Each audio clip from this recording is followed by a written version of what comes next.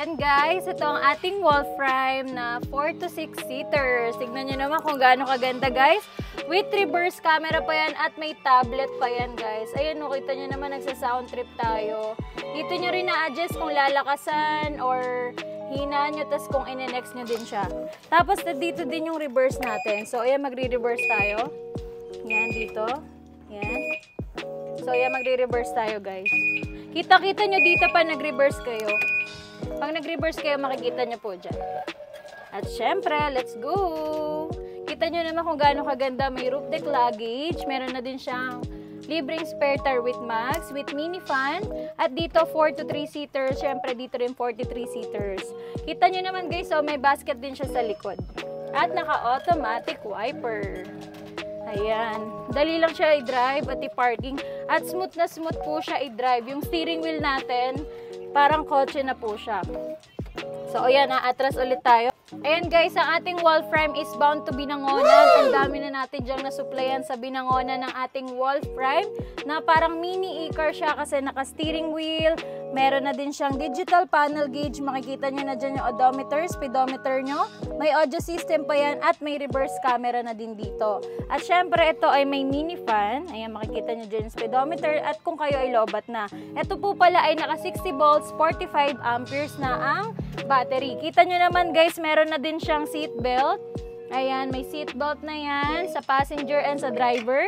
And then, syempre, may hawakan na din tayo dito with pre-trapal. And then, syempre, may libre na din siya na roof deck luggage. Ayan.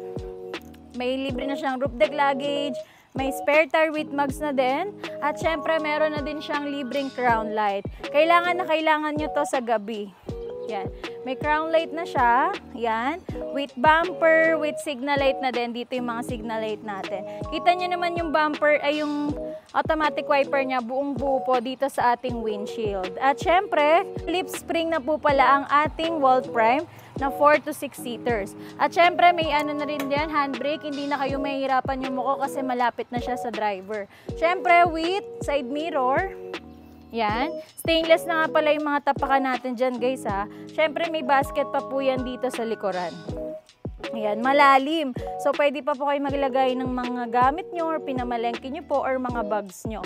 At syempre with bumper din sa likod. At syempre naka lip spring na din siya sa likod. Pwede nyo pala ito i-connect sa Bluetooth nyo sa cellphone. Dito. Pwede nyo rin po siya ilagyan ng USB. Yan. Pwede nyo po lagyan ng USB yan guys. With mini fan na din yan, syempre. Ito nga pala si ating wall frame is for only 130,000 pesos. Pag kayo po ay nakanood ng aking vlog at nakafollow kayo sa Kayla's Bag at syempre sa Kayla's Bike Shop Marikina Bodega. So sa mga gusto mag-order nito, pwede siya ma-avail ng installment via credit card lang po. Kasi hindi siya pasok kayong credit pero pwede nyo po siya ma-avail via credit card. So sa mga gusto po nito, PM lang po kayo sa ating FB page, Kayla's Bike Shop Marikina Bodega. Or pwede kayo mag-walk-in. Dito po yan sa number 15, 8th Street, Goodrich Village, Concepcion 1, Marikina City. See you guys!